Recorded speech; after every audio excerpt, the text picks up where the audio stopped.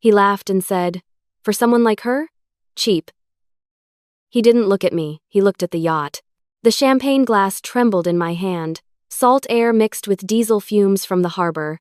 Seagulls screamed overhead, but all I could hear was Marcus's voice cutting through the September breeze like a blade through silk. "I mean, look at this piece of junk," he continued, his manicured hand slapping the polished teak railing. 42 feet of floating embarrassment. Zoe probably found this on some discount rental site. My daughter Lily's face went crimson. "Marcus, please don't what? Tell the truth?" His laugh was sharp as breaking glass. "Your mother throws around money she doesn't have, trying to impress people who see right through her act. Cheap boat, cheap wine, cheap everything." The brass compass near my elbow caught the afternoon Sunday I'd touched that same compass the day I signed the papers. $2.8 million. Cash purchase. My name on every document. "She's just trying to be nice," Lily whispered, not meeting my eyes. "Nice?" Marcus's voice rose above the sound of yacht halyards clinking in the wind. "Honey, this is pathetic. Your mom's having some kind of midlife crisis, renting boats she can't afford to play yacht club princess." I could either scream or I could move my lips and not speak at all. I chose silence.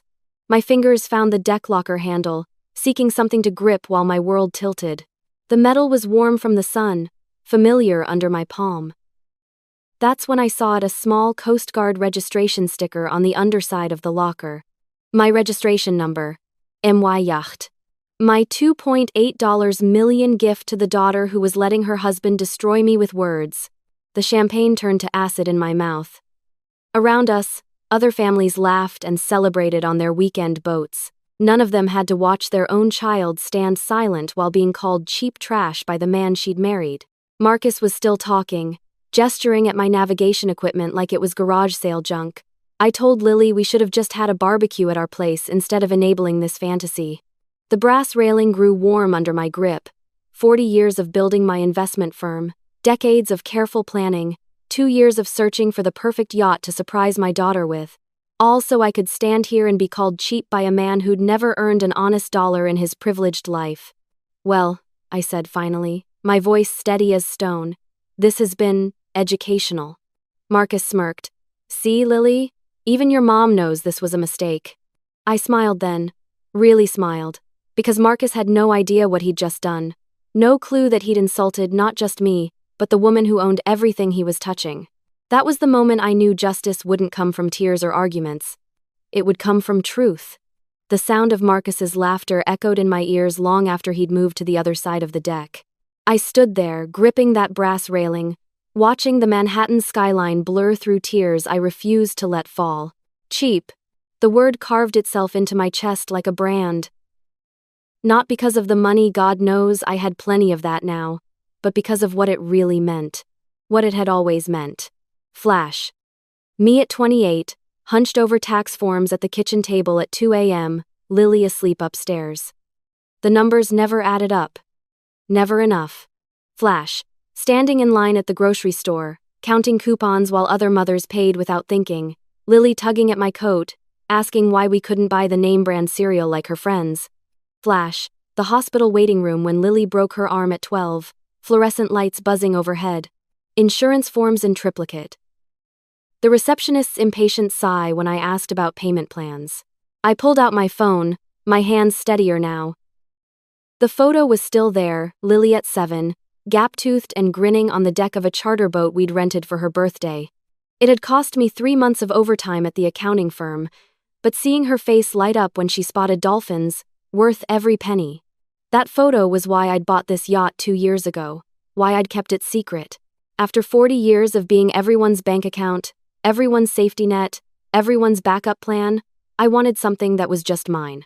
Something beautiful that no one could take, criticize, or call cheap. Flash. Lily's college graduation, me sitting alone in the back row while her father's new family occupied the front. The check I'd written for her student loans, $78,000 tucked away like a guilty secret. Flash. Her wedding day. Writing another check. Smiling while her in-laws discussed the modest reception like it was a personal failure. Marcus's parents comparing everything to their friends' children's proper celebrations. The champagne had gone flat in my glass. Around me, other families were laughing, taking selfies, making memories. Normal families who didn't have to hide their love behind receipts and bank transfers. "She always does this," Lily was saying to Marcus near the bow. Her voice drifted back to me on the harbor breeze. "Gets these ideas about treating people." I told her we didn't need anything fancy. Marcus's response was lost in the wind, but I saw his gesture dismissive, impatient. The way he looked at everything I touched like it left stains. Flash. Christmas morning 3 years ago. Lily opening the envelope with the house down payment inside. Her face lighting up, then clouding when she saw Marcus's expression. "Mom, you didn't have to," she'd said. But Marcus was already calculating, already planning how to spend money that wasn't his.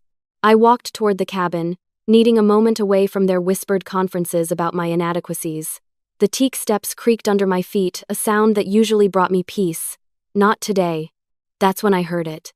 Marcus was on his phone in the forward cabin, his voice low but carrying through the ventilation system.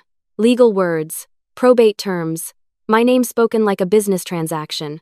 2 weeks, he was saying. Patterson said if we file the competency petition then, she won't see it coming. The yacht rental proves she's making irrational financial decisions. We'll have guardianship before she knows what hit her. My blood turned to ice water. Trust me, Lily's on board. She's tired of her mother's embarrassing behavior. Once we have control of her assets, we can put her somewhere appropriate. Patterson guarantees she won't see a penny of her own money again. The phone slipped in my trembling hands. I pressed record, my finger finding the button through pure instinct. 2 weeks. They were planning to have me declared incompetent, to steal everything I'd worked for, saved for, sacrificed for, and my daughter, my Lily, was helping them do it. I stood in the cabin I'd bought with my own money, surrounded by the life I'd built with my own hands, listening to them plan my destruction like I was already dead. The photo of 7-year-old Lily smiled up at me from my phone screen, gap-toothed and innocent. She'd loved me then, before Marcus taught her that love was just another word for weakness. The recording stopped. 47 seconds of pure betrayal, saved forever. In 2 weeks, they thought they'd have everything. They had no idea what they'd just handed me. They'd forgotten one crucial detail about cheap women like me: we keep receipts. Every single one. Back in my Park Avenue apartment that night, I spread 40 years of financial records across my dining room table like a war map. Bank statements, tax returns, investment portfolios. The evidence of a life spent being everyone's emergency fund while they called me broke behind my back. My hands were steadier now. Purpose does that to you. The flash drive hidden behind my jewelry box contained copies of everything: insurance policies, business documents, property deeds. Marcus thought he was dealing with some dotty old woman who kept her money in coffee cans. He had no idea he'd married into a family whose matriarch had built a multi-million-dollar portfolio while he was still learning to tie his shoes. I pulled out the ledger I'd kept since Lily was born. Every payment, every loan, every gift documented in my careful handwriting. $237,000 over 25 years, not including the yacht, the house down payment, or the countless small emergencies they'd forgotten the moment the check cleared. My phone buzzed. Lily's voice, bright and artificial. "Mom, can you come to brunch tomorrow? Marcus wants to discuss some family financial planning." Family financial planning, like they were including me instead of planning to destroy me. "Of course, sweetheart," I said. "I'll bring coffee cake." The next morning, I sat in their Upper East Side dining room, the one I'd furnished, listening to them plan my future like I wasn't there. Marcus spread papers across the table with theatrical concern. "Zoe, we're worried about some of your recent spending patterns," he began, his voice dripping false sympathy. "The yacht rental, the expensive dinners. We think you might need help managing your finances." Lily nodded along like a puppet. "Mom, you're getting older. Maybe it's time to let us handle the complicated stuff." I sipped my coffee, imported Ethiopian beans I'd bought for them, and watched Marcus's performance. He had documents ready, forms pre-filled with my information, a power of attorney that would give him access to everything I owned. "Just a precaution," he explained, sliding the papers toward me. "In case something happens to you, Lily would have full authority to make decisions on your behalf." Lily would have authority, but Marcus would make the decisions. I excused myself to use their powder room, the one with Italian marble I'd paid for. Through the thin walls, I heard their real conversation begin. "She's suspicious," Marcus hissed. "Did you see how she looked at the documents?" "She'll sign," Lily whispered back. "She always does what I ask. She feels guilty about the divorce, about working so much when I was little." My heart stopped. Guilty. She thought I felt guilty for providing for her, for sacrificing everything so she could have the life Marcus was born into. "Once she signs, we move fast," Marcus continued. "The competency hearing is scheduled for next Tuesday. Patterson guarantees the judge will rule in our favor based on the yacht incident and her erratic spending. She'll be in Sunset Manor by Friday." Sunset Manor. I knew that place. Medicaid facility on Long Island where wealthy families dumped inconvenient relatives. Shared rooms, overworked staff, visiting hours twice a week if you were lucky. "What about her assets?" Lily asked. Marcus's laugh made my blood freeze. "Honey, once she's declared incompetent, we control everything. The business, the investments, the properties she thinks we don't know about. Patterson estimates $7.4 million, minimum. $7.4 million. He'd done his homework. She's been hiding money from us for years," he continued, "playing poor while sitting on a fortune. Well, now it's our turn." I pressed the record button on my phone, my hands shaking with rage rather than fear. Let them keep talking. Let them hang themselves with their own greed. "I almost feel bad," Lily said softly. "She really loves me." "She loves controlling you," Marcus corrected. "With guilt, with money, with manipulation. Trust me, baby, this is for your own good, our own good." The recording reached 43 minutes by the time I returned to the dining room. Marcus looked up expectantly, pen ready to witness my signature on my own destruction. "I need to think about this," I said, gathering the unsigned papers. "It's a big decision." His mask slipped for just a second. "Zoe, we really think." I said I need to think about it. I walked out with the power of attorney tucked against my chest, 43 minutes of recorded conspiracy burning like a brand against my skin. They thought they had 2 weeks to destroy me. They had no idea I already had everything I needed to destroy them first. That night, I sat in my real apartment, the one they didn't know existed, listening to their voices plot my imprisonment. $7.4 million. 25 years of secret sacrifice. 2 weeks to justice. Patterson, the lawyer, was about to get a call that would change everything. Patterson, the lawyer, was about to get a call that would change everything. But first, I had work to do. I didn't cry. I calculated. And this time, I would win. Monday morning, 8 a.m. sharp. I sat in my home office with 3 phones, 2 laptops, and 40 years of institutional knowledge about how money really moves in this city. They thought I was some doddering old woman who kept her savings in a shoebox. They were about to learn the difference between being underestimated and being invisible. First call, my banker at Chase Private Client. "Janet, this is Zoe Morrison. I need to place fraud alerts on all accounts linked to family members. Suspicious activity concerns." Second call, the New York State Bar Association Ethics Hotline. "I'd like to report a potential conflict of interest. Attorney Marcus Henley appears to be filing guardianship petitions against family members while having undisclosed financial interests." Third call, my accountant.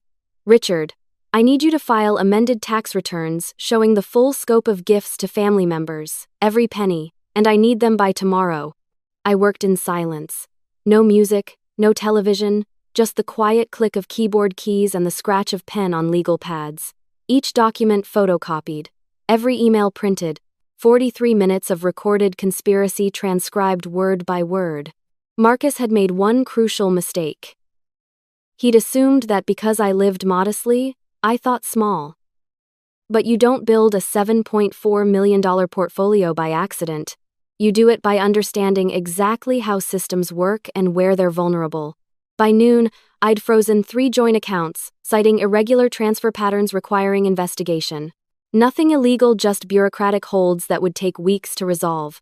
Marcus could file all the paperwork he wanted. Good luck accessing funds that were suddenly tangled in regulatory review. I drove past their townhouse around 2 o'clock. Lily's car was gone. Marcus's BMW sat in the driveway like a monument to his arrogance. I pulled over and called the private investigator I'd hired that morning. Anything interesting in his background check, Tom? 3 malpractice suits settled quietly, 2 ethics complaints dismissed on technicalities, and get this, he owes $200,000 in back taxes. Been hiding it from his wife with creative accounting. $200,000. My daughter had married a man drowning in debt while calling me cheap.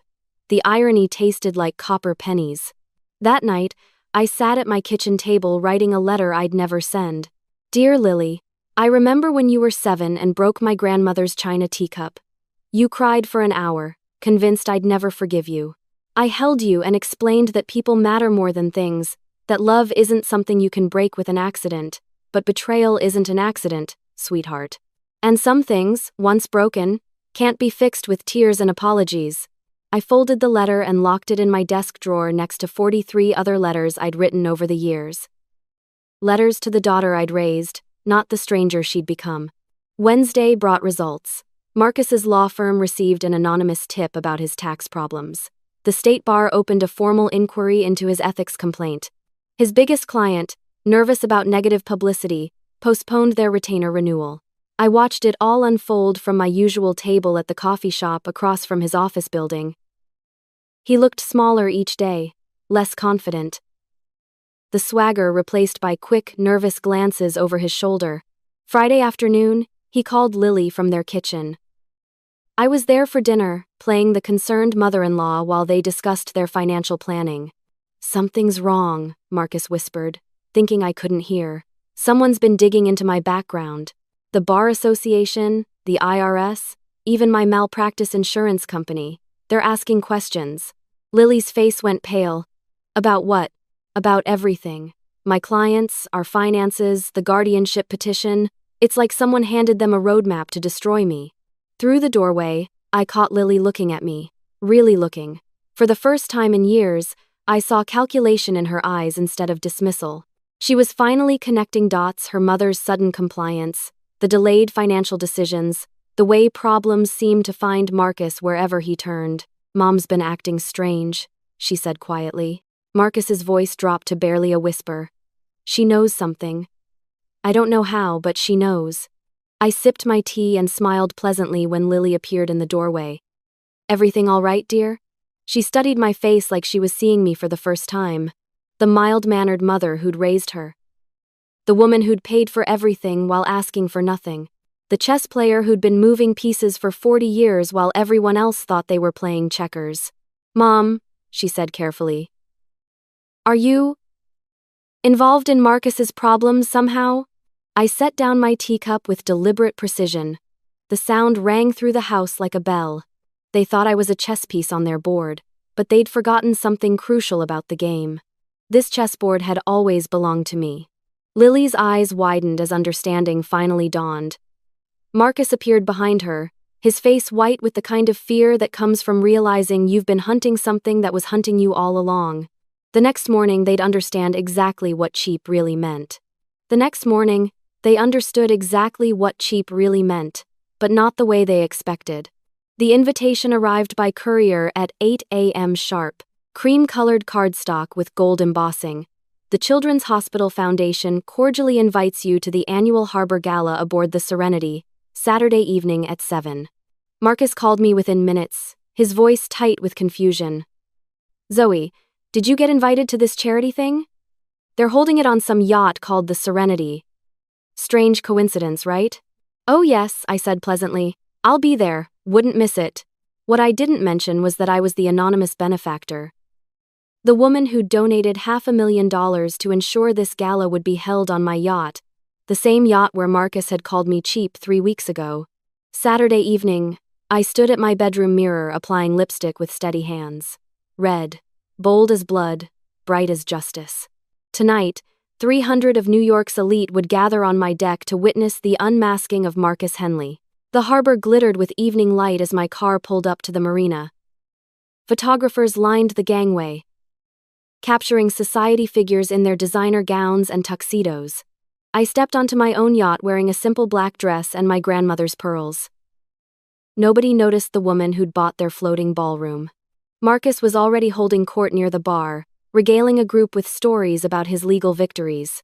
Lily stood beside him in a silver gown that cost more than most people's cars. My money, of course. Always my money. Ladies and gentlemen, the MC announced as dinner concluded. Tonight's gala has raised over $2 million for children's health care. We'd like to thank our anonymous benefactor whose generosity made this evening possible. Applause rippled across the deck. Marcus raised his champagne glass with that familiar smug smile, basking in reflected glory he hadn't earned. Before we continue, the MC said, our benefactor has prepared a short presentation about the power of family. The screens around the deck flickered to life. Marcus's face appeared in high definition, his voice crystal clear through the yacht's sound system. Once she signs, we move fast. The competency hearing is scheduled for next Tuesday. The crowd fell silent. Conversations died mid-sentence. Marcus's champagne glass slipped from his fingers, shattering on the teak deck. She's been hiding money from us for years, his recorded voice continued. Playing poor while sitting on a fortune. Well, now it's our turn. Lily's recorded voice joined his. She feels guilty about the divorce, about working so much when I was little. Marcus's response echoed across the harbor. Honey, once she's declared incompetent, we control everything. Patterson estimates 7.4 million, minimum. 300 faces turned toward Marcus like sunflowers following poison sunlight. Camera phones appeared like magic. The society photographer's flash popped repeatedly, capturing his horror in high resolution. This is Marcus started to speak, but his voice cracked. This is taken out of context. She loves controlling you, his own voice interrupted from the speakers. With guilt, with money, with manipulation. Trust me, baby. This is for your own good. Lily had gone white as winter. Her silver gown suddenly looked like a shroud. She was staring at me across the crowd, finally understanding that the mild-mannered mother she'd dismissed was the woman who'd orchestrated her public destruction. Ladies and gentlemen, I said, taking the microphone with hands steady as stone. My name is Zoe Morrison. I am the owner of this yacht, and for 25 years, I believed my family loved me. My voice carried clearly across the water, reaching every corner of my floating courtroom. Tonight, you heard my daughter and son-in-law planning to have me declared incompetent so they could steal my assets and place me in a nursing home. You heard them mock my generosity while plotting to take everything I'd worked for. Marcus was backing toward the gangway, but two men in suits blocked his path. Bar Association investigators, summoned by my attorney hours ago. I saved your name, Lily, I said, looking directly at my daughter. You were never my bank, you were my heart, but you chose to break it for money that was always going to be yours anyway. Lily collapsed into a deck chair, tears streaming down her face.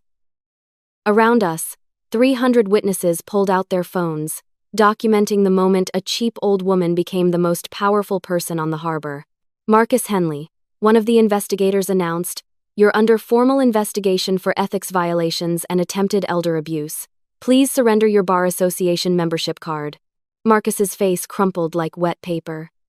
The confident lawyer who'd called me cheap 3 weeks ago was trembling, reaching into his wallet with shaking fingers. I walked to the brass railing where this all began, looking out at the Manhattan skyline glittering in the distance. Behind me, Marcus was being escorted off my yacht in handcuffs. Lily sat sobbing in her silver gown, surrounded by the wreckage of her reputation. For 25 years, I'd been their safety net. Their bank account. Their backup plan. Tonight, they learned the difference between being cheap and being done. The yacht's engines hummed to life as the last guests departed. I stood alone on the deck I'd bought with money they'd never known existed, watching their car disappear into the city lights. Justice, I discovered, tastes exactly like champagne, sweet, bubbly, and absolutely intoxicating. The next morning, they understood exactly what cheap really meant. But not the way they expected. Marcus's phone rang at 6 a.m. I listened from my kitchen as he answered, his voice thick with sleep and growing panic. "What do you mean the guardianship petition was dismissed?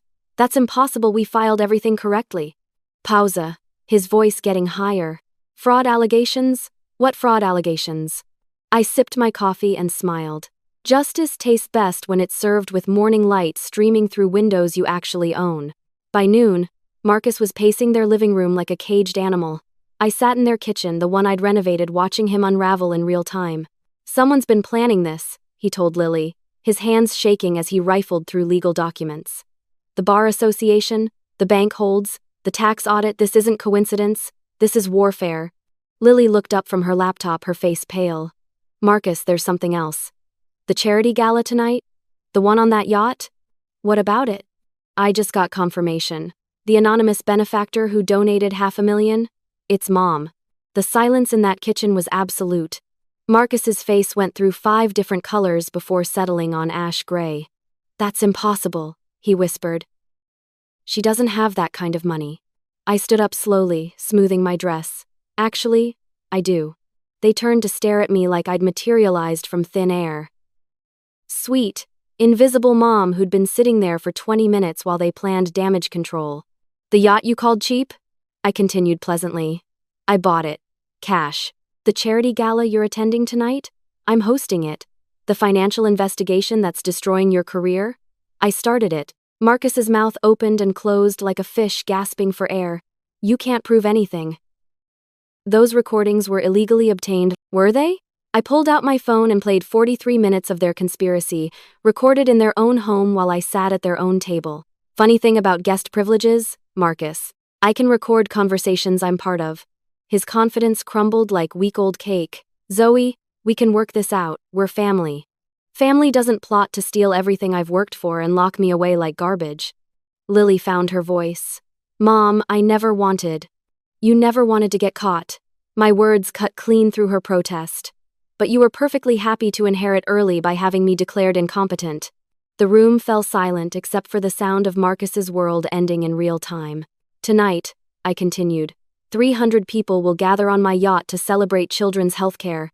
They'll also hear every word you said about me, every cruel laugh, every calculated betrayal. Marcus lunged for the door. I'm not going to that circus. Oh, but you are. My voice stopped him cold. Because if you don't show up, I'll have those recordings played on every news channel in New York. Your choice, private humiliation or public destruction. At 7 o'clock sharp, I stood on the deck of my yacht watching New York's elite sip champagne and admire the harbor view. Marcus had come, pale as death in his tuxedo. Lily clung to his arm like she was drowning. Ladies and gentlemen, the MC announced, our benefactor would like to share a brief message about the power of family. The screens flickered to life. Marcus's voice filled the harbor. She's so stupid. After signing, we have everything. 300 faces turned toward him like hunting wolves. Camera phones appeared. The society photographer's flash exploded repeatedly. This is taken out of context, Marcus stammered, but the recording continued. She feels guilty about working so much when I was little. Lily's voice echoed across the water.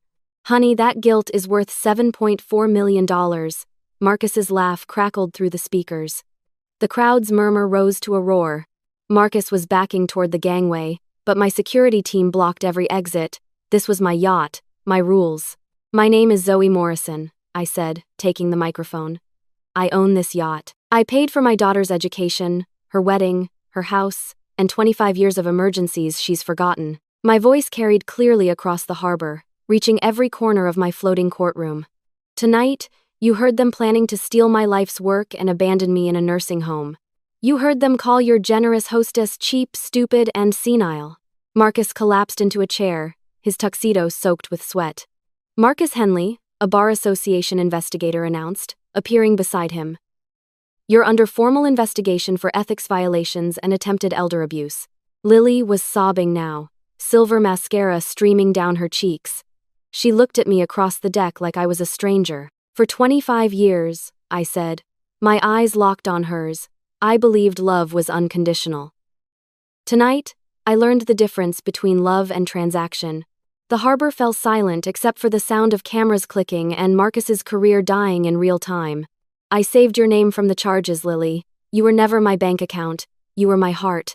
She crumpled then, all pretense gone, finally understanding what cheap really meant. It meant never knowing your own worth until someone forced you to prove it. I stood alone at the brass railing as the last guests departed, watching their car disappear into Manhattan traffic. Behind me, staff cleaned champagne glasses from my deck, while jazz music played softly in the harbor breeze. Turns out the only thing cheap about me was the price I'd been willing to pay for love.